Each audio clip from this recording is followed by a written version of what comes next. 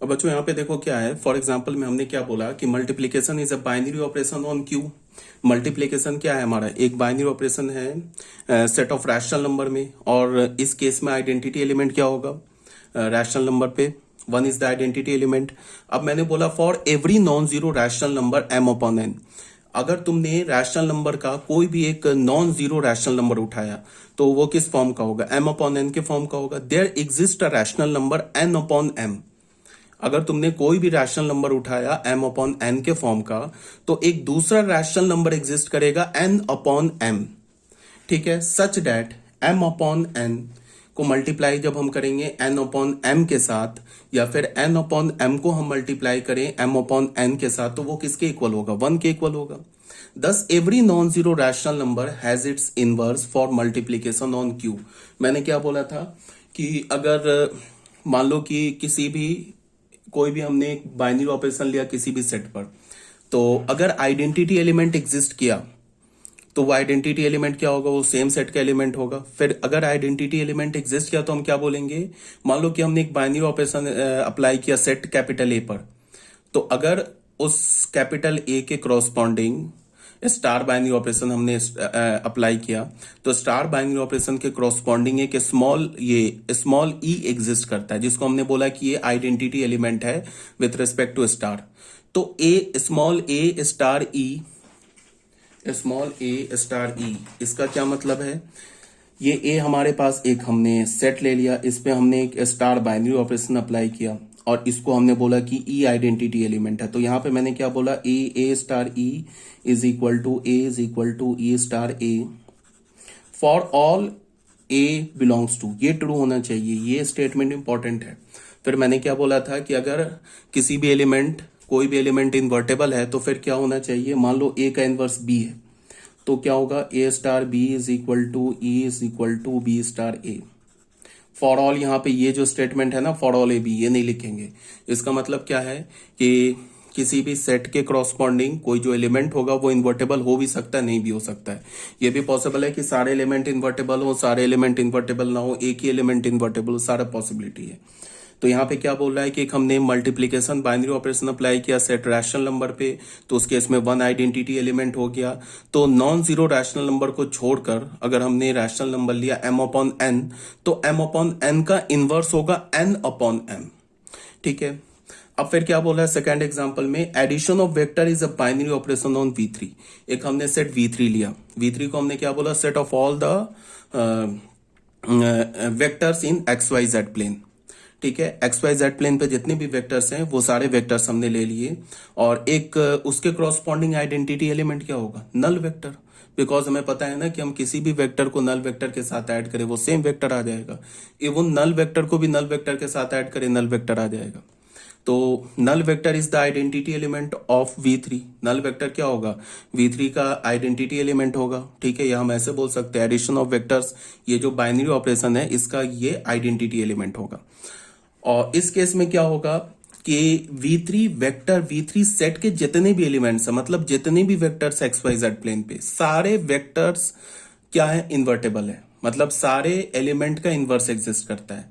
अगर हमने ए वेक्टर ले लिया v3 सेट का, तो ए का इन्वर्स क्या होगा, माइनस ए। अगर हमने बी वेक्टर ले लिया v3 सेट का, तो बी का इन्वर्स क्या होगा, माइनस बी। तो इसको मैं लिख सकता हूं कि A vector plus of minus A vector is equal to null vector is equal to minus A vector plus of A vector for all A vector belongs to v3। इसका क्या मतलब हो गया कि ईच एंड एवरी वेक्टर क्या है, हमारा invertible है, या हम ऐसे बोलें कि v3 के सारे एलिमेंट्स इन्वर्टेबल है। इस केस में सारे एलिमेंट्स इन्वर्टेबल है, और इनवर्स के ये आइडेंटिटी एलिमेंट क्या है, वो नल वेक्टर है। ठीक है, तो ए का एडिटिव इनवर्स क्या हो गया, minus A vector. Minus A vector का एडिटिव इनवर्स क्या हो गया, ए वेक्टर। ए वेक्टर का इनवर्स क्या हो गया, माइनस ए वेक्टर, और माइनस ए वेक्टर का इनवर्स क्या हो गया, ए वेक्टर। ठीक है, अब आ जाओ एक क्वेश्चन नंबर 1 पे। ऑन क्यू एक हमने सेट ले लिया rational number, the set of all the rational number. ठीक है। A binary operation star is defined, एक बाइनरी ऑपरेशन हमने स्टार डिफाइन किया, उसको हमने क्या बोला, ए स्टार बी किसके इक्वल होगा, ए बी अपॉन 5 के इक्वल होगा for all A B belongs to Q. ठीक है। Find the identity element for star in Q, पहले तो हमें आइडेंटिटी एलिमेंट निकालना है, फिर हमें क्या प्रूव करना है, also prove that every non zero element of Q is invertible. पहले तो हमें क्या करना है, हमने पहले क्या किया है कि स्टार बाइनरी ऑपरेशन लिया, सेट ऑफ रैशनल नंबर पे डिफाइन कैसे किया, उसको बोला ए स्टार बी किसके इक्वल है, ए बी अपॉन 5 के इक्वल है।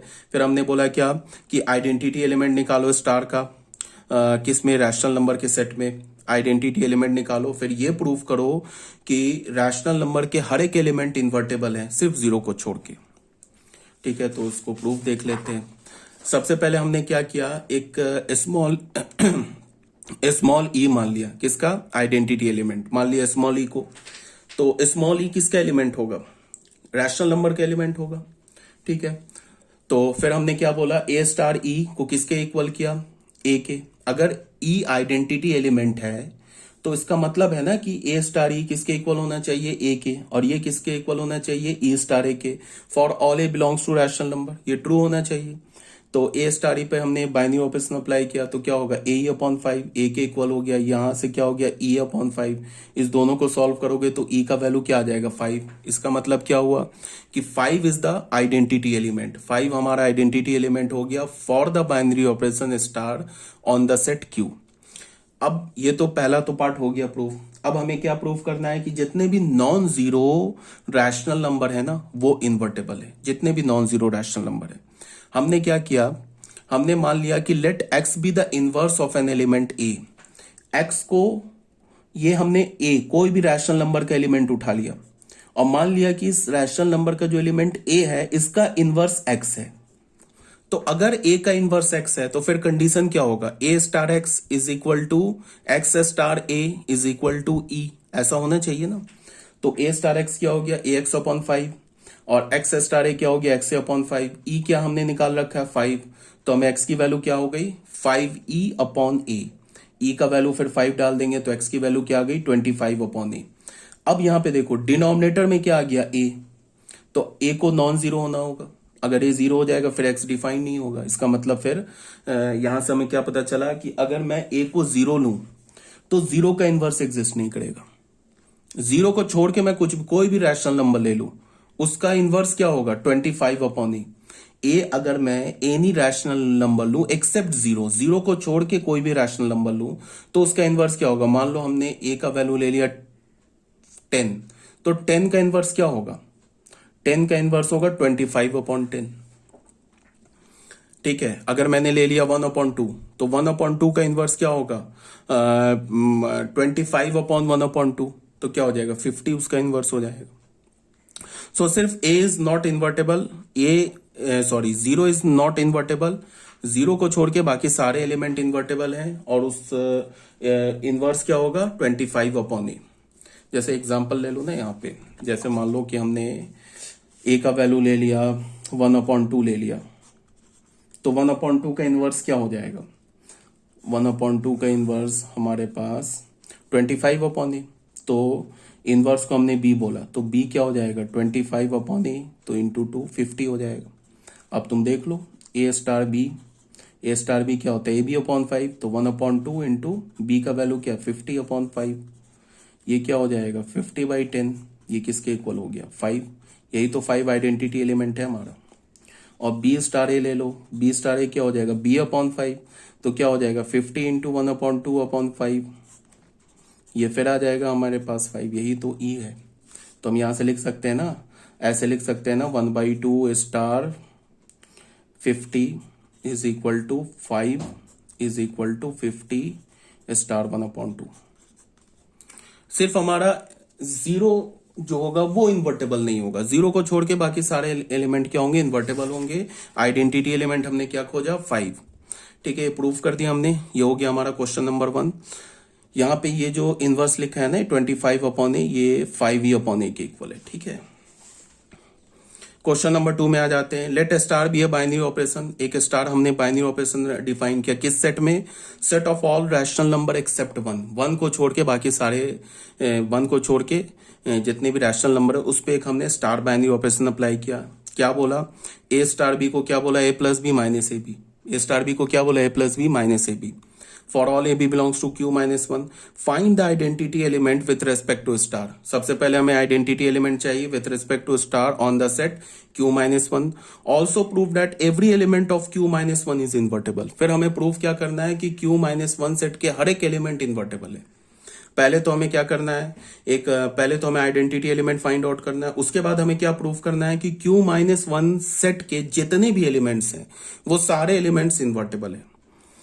तो सॉल्यूशन स्टार्ट करते हैं। हमने क्या बोल दिया कि लेट हमने मान लिया कि ई जो है हमारा आइडेंटिटी एलिमेंट है on this set Q minus one, ठीक है, विथ रेस्पेक्ट टू स्टार। तो अगर ई को आइडेंटिटी एलिमेंट माना तो फिर क्या होगा? ए स्टार ई किसके इक्वल होगा? ए के, और ये किसके इक्वल होगा? ई स्टार ए के। For all A belongs to Q minus one, ठीक है। तो यहां से क्या हो गया? ए स्टार ई को हमने ए बोला, ये वाला पहला इक्वेशन ले लिया। For all A belongs to Q minus one, तो ए स्टार ई पर हमने क्या कर लिया? बाइनरी ऑपरेशन अप्लाई किया। तो क्या करेंगे? ए प्लस बी माइनस ए भी था तो क्या हो जाएगा? ए प्लस ई माइनस ए किसके इक्वल होगा? ए के। तो ए कैंसिल हो गया, ई कॉमन ले लिया तो one minus A is equal to zero हो गया। अब देखो ए जो है हमारा वो किसका एलिमेंट है? क्यू माइनस वन का एलिमेंट है, तो ए तो वन हो नहीं सकता। तो अगर ए वन नहीं है तो वन माइनस ए जीरो नहीं है, तो but E into one minus A zero है, इसका मतलब क्या? फिर ई जीरो है। तो आइडेंटिटी एलिमेंट हमें क्या मिल गया? Zero. Thus zero is the identity element for A star, ठीक है, on set Q minus one. यहां क्लियर हो गया। अब हमने क्या बोला कि let A B the arbitrary element. फिर हमने आइडेंटिटी एलिमेंट प्रूव कर दिया, E is equal to zero. इस इक्वेशन को भी लो, A is equal to E star A, फिर भी हमें क्या मिलेगा? Is equal to zero. अब हमने क्या बोला कि फिर हमने स्मॉल ए कोई भी रैंडम एलिमेंट उठा लिया किस सेट का? क्यू माइनस वन का, और उसमें क्या बोला कि स्मॉल ए का इनवर्स जो है वो बी है, अज्यूम कर लिया। तो अगर स्मॉल ए का इनवर्स बी है तो फिर क्या होगा? A star B is equal to E is equal to B star A. E का वैल्यू क्या है? जीरो। तो फिर क्या हो गया? A star B is equal to zero is equal to B star A. तो ए स्टार बी को हमने अप्लाई किया तो ए स्टार बी किसके इक्वल हो जाएगा? ए स्टार बी को जीरो किया तो फिर ये क्या हो जाएगा? One plus B minus A B is equal to zero. तो यहां से बी की वैल्यू हमें क्या मिल गई? ए अपॉन ए माइनस वन, ठीक है। तो ये इक्वेशन क्या बोल रहा है हमसे? ये इक्वेशन क्या बोल रहा है हमसे? ये इक्वेशन बोल रहा है कि सिर्फ तुम ए का वैल्यू वन नहीं ले सकते हो और बाकी कुछ भी ले लो, उसका इनवर्स बी है। और बी किसके इक्वल है? ए अपॉन ए माइनस वन के इक्वल है।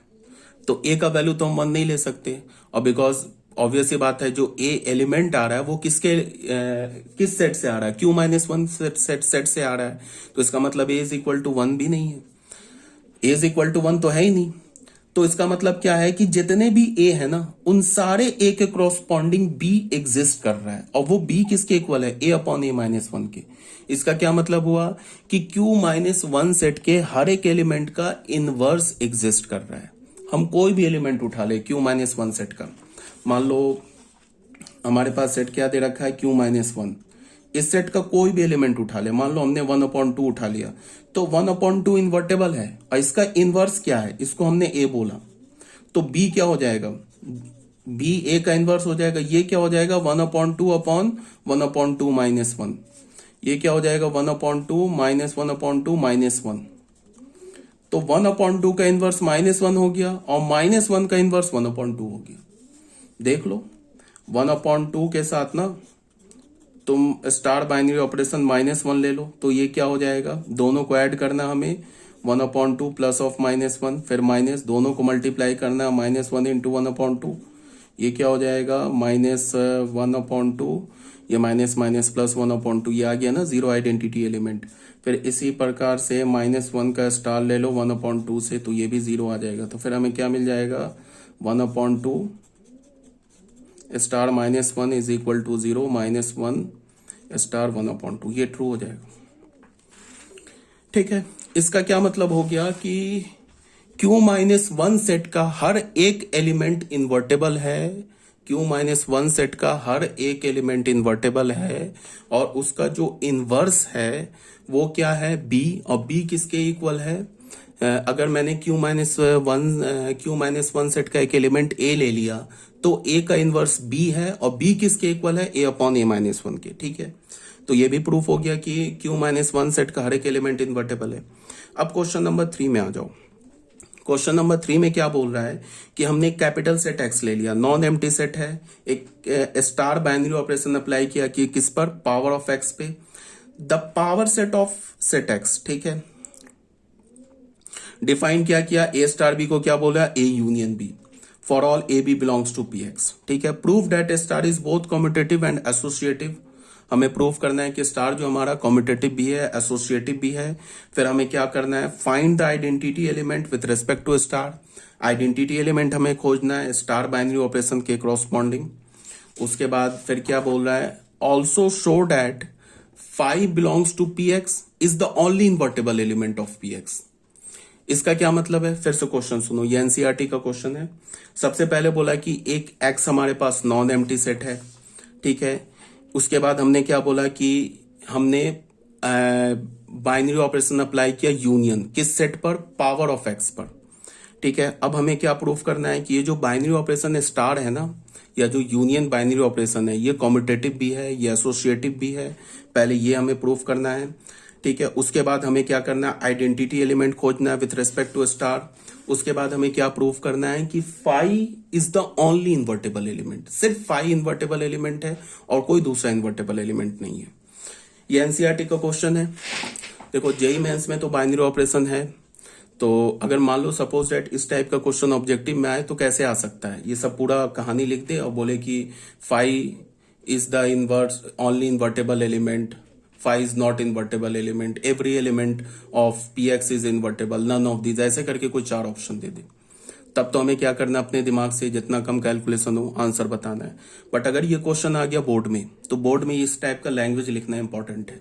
ये लैंग्वेज नहीं लिखोगे मार्क्स नहीं मिलेगा। बोर्ड में इंपॉर्टेंट होता है लैंग्वेज। दूसरी बात क्या है कि बोर्ड में जब भी हम फॉर्मूला यूज करते हैं ना, बात को ध्यान से रखना, आगे जब हम पढ़ेंगे ना इंडेफिनिट और डेफिनिट में, तो अक्सर बच्चे क्या करते हैं, इंडेफिनिट को सॉल्व करते, सही आंसर निकालते, तो भी बोर्ड में 1-2 मार्क्स काट लेते हैं, आधा मार्क्स काट लिया। रीजन क्या है कि वो फॉर्मूला लिखते हैं तो फॉर्मूला कहां से आ रहा है उसके पीछे का, आगे पीछे की हिस्ट्री नहीं लिखते। तो वो बताया जाएगा इंडेफिनिट जब पढ़ेंगे हम लोग कि कैसे हमें फॉर्मूला अप्लाई करना है, कैसे लिखना है। एक तो क्या है कि तुम जो लैंग्वेज मैं लिख रहा हूं ये लैंग्वेज कॉपी कर लो। अगर तुम्हें ये लैंग्वेज नहीं समझ में आ रहा है तो फिर तुम क्या करो कि एनसीईआरटी का लैंग्वेज फॉलो करो। ये भी एनसीईआरटी का ही लैंग्वेज है लेकिन थोड़ा ज्यादा डिटेल है, एनसीईआरटी से ज्यादा डिटेल है। तो तुम क्या करो, एनसीईआरटी का लैंग्वेज फॉलो करो। एनसीईआरटी में जैसे लैंग्वेज दिया होता है ना, जैसे क्वेश्चन सॉल्व किया होता है, आगे पीछे का उसका फॉर्मूला लिखा होता है, ये फॉर्मूला यूज किया तो ये फॉर्मूला यूज किया कहां से आ गया, मतलब इस फर्स्ट स्टेप से सेकेंड स्टेप पे गए तो हम डायरेक्ट लिख देते हैं।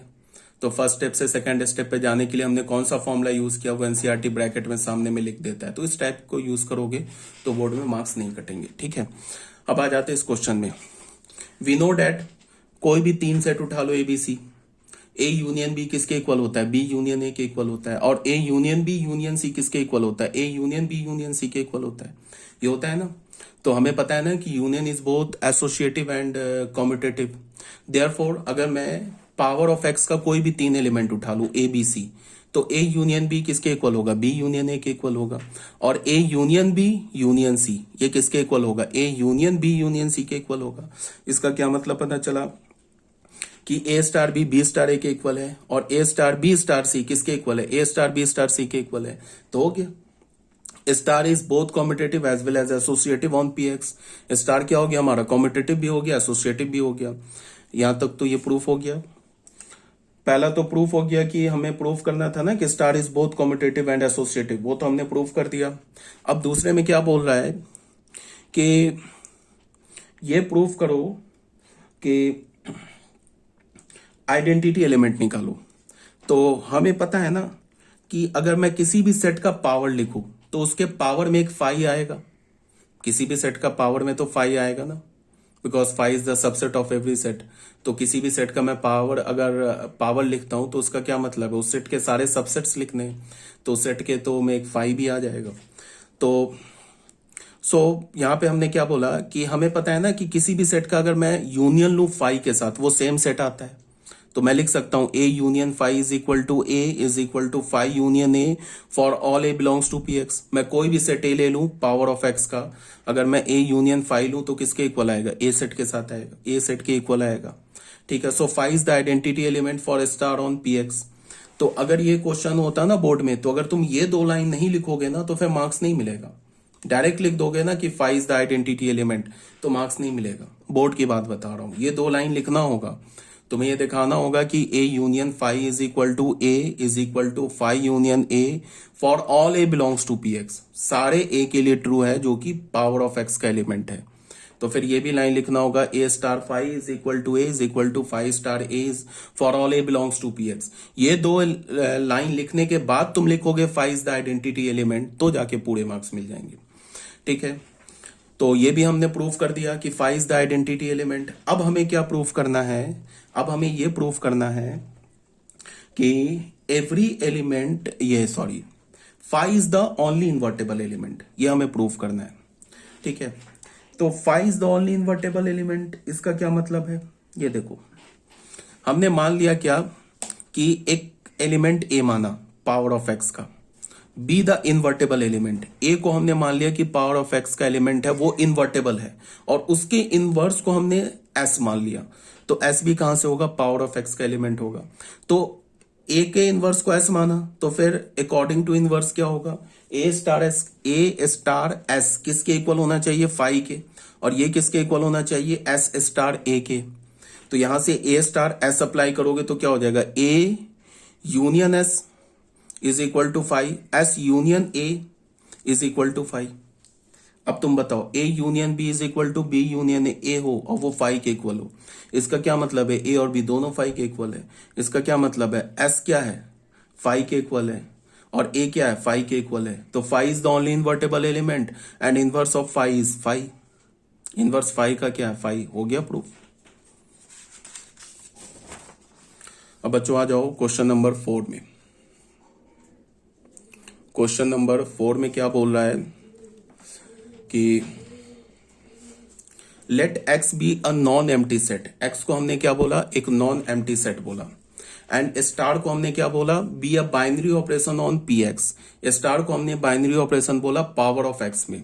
हमने डिफाइन क्या किया, ए स्टार बी को क्या बोला, A intersection B for all A B belongs to P X.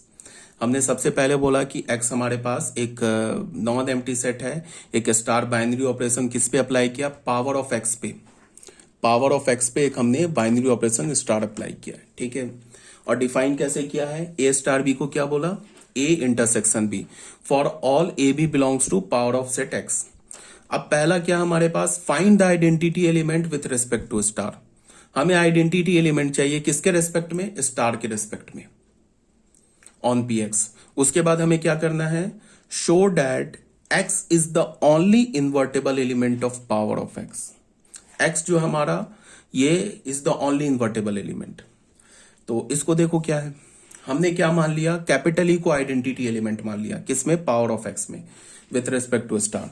तो ये कैपिटल ई किसका एलिमेंट होगा, पावर ऑफ एक्स का एलिमेंट होगा, आइडेंटिटी एलिमेंट मान लिया। फिर हमने कैपिटल ए कोई भी रैंडम एलिमेंट उठा लिया पावर ऑफ एक्स का। तो अगर कैपिटल ई आइडेंटिटी एलिमेंट है और कैपिटल ए कोई भी रैंडम एलिमेंट है पावर ऑफ एक्स का, तो फिर according to definition of identity element क्या होना चाहिए, ए स्टार ई किसके इक्वल होना चाहिए, ई स्टार ए के, और ये किसके इक्वल होना चाहिए, ए के, for all A belongs to P X. तो ए स्टार ई किसके इक्वल है, ई के, और ई स्टार ए किसके इक्वल है, ई स्टार ए किसके इक्वल है, ई इंटरसेक्शन ए के, ये किसके इक्वल होना चाहिए, ए के।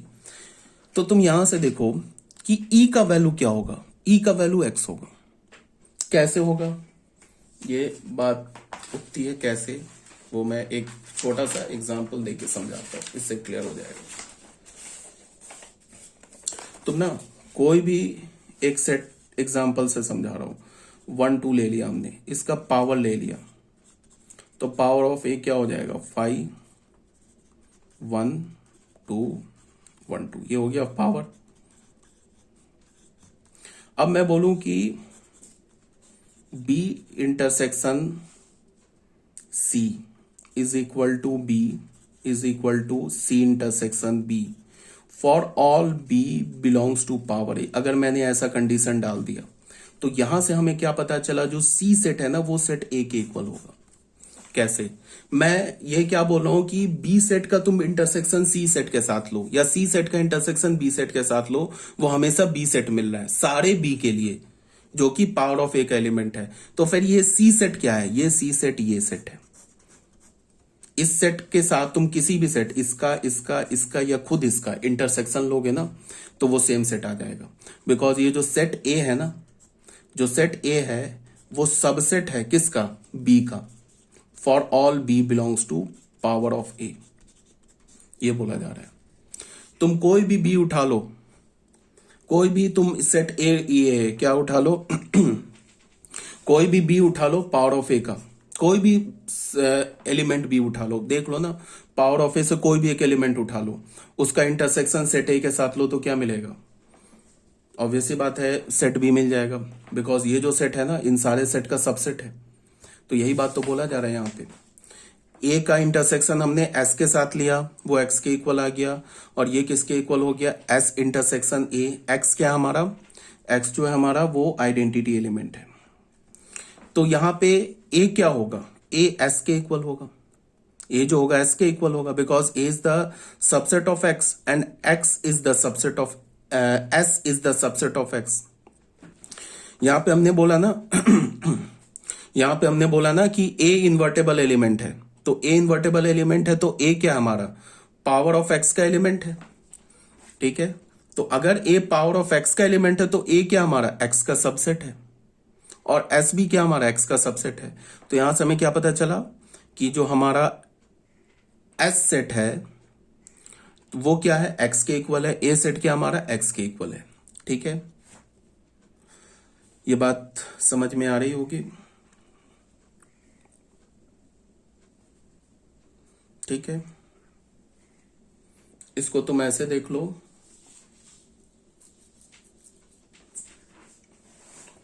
एक तो ये बात हो गई। दूसरी बात तुम ऐसे देख लो कि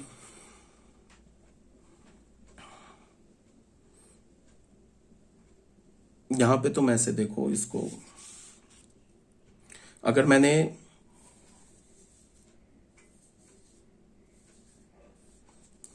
इसको सेट ये लिया है ना, ये हमारा क्या? सेट वन है। अगर मैंने इसको ऐसे बोला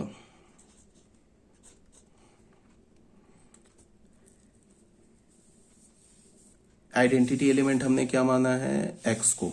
अगर मैंने ऐसे बोला कि ए की जगह मैंने ले लिया B intersection C is equal to set 1 2, ऐसा कंडीशन डाल दिया। ठीक है, तो यहां से हमें क्या पता चलेगा? यहां से हमें पता चलेगा कि बी सेट और सी सेट इक्वल है, और वो किसके इक्वल है? 1 2 के इक्वल है। ठीक है, बिकॉज अगर ये सेट हमने सेट ए ले लिया है इस क्वेश्चन के अकॉर्डिंग, तो और बी इंटरसेक्शन सी का सेट हमने, बिकॉज अगर हमारे पास ना ये ऐसे होता ना कि यहां पे ऐसे तुम ऐसे देखो कि अगर बी कोई मैंने एलिमेंट जैसे इस केस में लिया, बी को हमने क्या बोला? कोई भी रैंडम एलिमेंट उठा लिया और वो बी के इक्वल आ रहा है, तो इसका मतलब ये जो सी सेट है ना ये सेट ए के इक्वल है, तभी ये ट्रू है। और अगर मैंने बी इंटरसेक्शन सी को ए सेट के ही इक्वल कर दिया और इसको बोल दिया सी इंटरसेक्शन बी है, तो ये तभी पॉसिबल है जब बी और सेट सी दोनों इक्वल हो, वो सेट 1 2 के इक्वल हो। अब बाकी किसी के लिए पॉसिबल नहीं है। तुम कोई भी उठा के देख लो, अगर मान लो हमने सेट 1 का इंटरसेक्शन ले लिया ना, किसके साथ? 1 2 के साथ ले लिया, तो ये फिर क्या आ जाएगा? सेट 1 आ जाएगा, ये सेट 1 2 नहीं आएगा। ठीक है, ये यहां पे सेट 1 2 लाने के लिए यही पॉसिबिलिटी है कि ये सेट 1 की जगह भी तुम्हें क्या लेना होगा? सेट 1 2। तो इसी बात को यहां बोल रहा है, A is equal to S is equal to X होना चाहिए। तो इसका क्या मतलब हो गया कि हमने क्या बोला था? ए को इन्वर्टेबल एलिमेंट बोला था और उसके इनवर्स को क्या बोला था? एस बोला था। ठीक है, तो हमने क्या बोला? A intersection S is equal to S intersection A is equal to X. फिर यहां से हमें क्या पता चला कि यहां पे तो ए एस और एक्स ये तो तीनों इक्वल सेट मिल गया, और वो तीनों इक्वल सेट मिल गया किसके? एक्स के। तो यहां से हमें क्या पता चल गया, x is the only invertible element of power of x with respect to star and it is the inverse of itself. जो इसका मतलब जो आइडेंटिटी एलिमेंट है ना, वही सिर्फ एक इन्वर्टेबल एलिमेंट है और उसका इनवर्स खुद वो आइडेंटिटी एलिमेंट है। ये तो हमें पता है कि identity element is always invertible, और आइडेंटिटी एलिमेंट का इनवर्स क्या होता है, सेम आइडेंटिटी एलिमेंट। तो आई होप यहाँ पे ये क्लियर होगा। ठीक है, नहीं समझ में आया तो पूछ लेना एक बार और, 1 सेकंड में, मीन्स 5 से 10 सेकंड में। ए को हमने इन्वर्टेबल बोला और ए के इनवर्स को हमने एस बोला, तो ये हमने इनवर्स का कंडीशन लगा दिया। फिर इस कंडीशन को देखते हुए हमने क्या बोला, ए सेट और एस सेट इक्वल है, वो किसके इक्वल है, एक्स के इक्वल है। ये तभी पॉसिबल है अगर हमने सेट को जो लिया है, पावर ऑफ एक्स को लिया है, तो ये तभी पॉसिबल है जब क्या होगा, ए सेट और एस सेट किसके इक्वल हो, एक्स सेट के इक्वल हो। जिस सेट पर हमने पावर लिया है तभी ये कंडीशन पॉसिबल है। इसका क्या मतलब है कि set x is the only invertible element. जो हमारा आइडेंटिटी एलिमेंट है वही इन्वर्टेबल एलिमेंट है और उसका इनवर्स क्या है, वो खुद सेट है। ये बात आ गई समझ में।